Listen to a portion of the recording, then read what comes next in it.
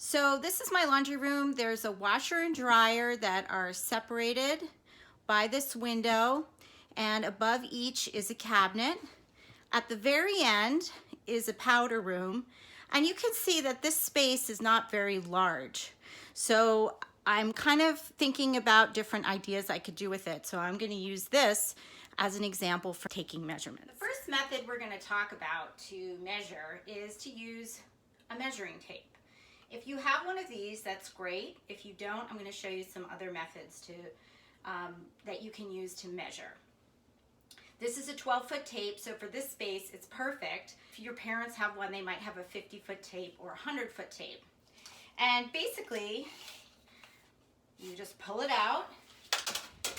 And if you're measuring a wall to the door, you're going to stop the tape at the door jamb, and that's going to be your measurement. So I'm going to put the tape here in the corner, and I'm going to note on a piece of paper that this is 3 foot 2 inches wide, and I'm going to put that on my piece of paper. If you don't have a measuring tape, you can use a regular ruler, of course, and then just lay this on the ground and put it along the ground to show you how many feet. This is a 12-inch ruler, and one of these equals 1 foot. Or if you have a quilter or a sewer at home, they might have something like this, and this is an example of a 2-foot guide for cutting fabric. So if you have something like this at home, you could use this too. If you happen to have tile on your floor, another way to measure is to look at how large the tiles are. In this example, the tiles are 1 foot. So if I count back here to the threshold, I can count 1, 2, 3, 4, 5 tiles to where the opening of the door is. So I know that that is 5 feet. So here's an example of the little drawing that I made while I was measuring my walls, because I wanted to remember where all those measurements were. It doesn't matter what your sketch looks like or whether it's to scale. What is important are the numbers here. And I did a measurement that was an overall measurement first.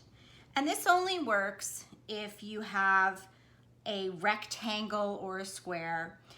You might have irregular walls, and then it's a little bit more difficult. But if you do have a rectangle or a square for a room, you can always do an overall measurement. That would be the width and length of the room. And sometimes that can be pretty helpful and will be helpful when we lay out your room.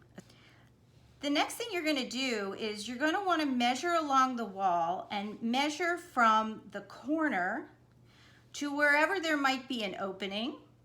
And you're going to measure to the inside of that opening, like I said before. Then you're going to measure the opening itself.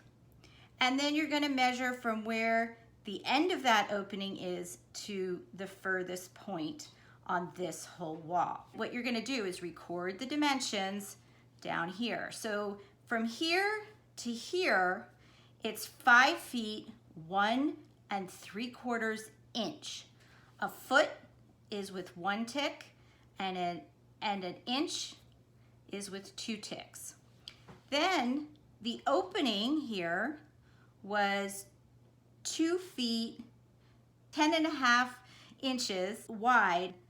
From the opening to the end of the wall was 3 foot 3/4 inch. This is an example of what a door symbol looks like. In this case, the door opens into another room, the bathroom or the powder room, and there's 5 inches from the wall to where the door opening is, and then the door itself is 2 feet wide. And then from where the door shuts, that from the opening to the wall, it is 3 foot 2 inches. And if you look at your measurements, if you start with an overall measurement on 2 sides, if it's a rectangle or a square, it might be different, you can see that it will add up to whatever your overall dimension is. So here I wanted to just show you that you should also include the measurement of the window itself. So I noted on the floor plan that the window is 2 foot 6 inches, but I also need to know what the height of that window is. So I had to go back and measure, and it turns out that my window is 2 feet 6 inches wide by 4 feet tall. So that's an important thing to note because we're going to be needing to put that back in when we go to model our room. The other part that I needed to know is how high off the floor the bottom of the window is.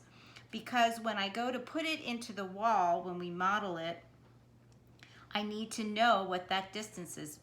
So the floor might be down here, and then what the distance is to where that window is. And it turns out that it is 2 feet 4.5 inches from the floor to where the bottom of the window is. The other thing that I did, and it's kind of a good practice to do, is to do a little sketch of what that window looks like.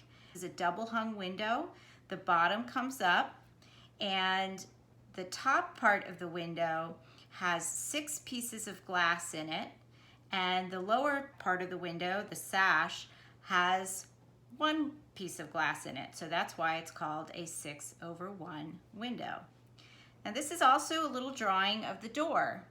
The door, it turns out, is 2 feet wide, but it's actually not quite 6 foot 8 inches, which is a standard size for a door. It's actually a little bit smaller, and it's 6 foot 5.5 inches. Not sure why, but my house is kind of old, so maybe they shaved some off of the bottom.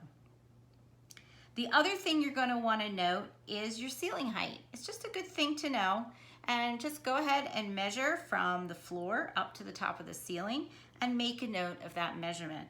So this is what we're going to need in order to go to the next part of the assignment where we're actually going to model it. So for this week, you're going to take your measurements.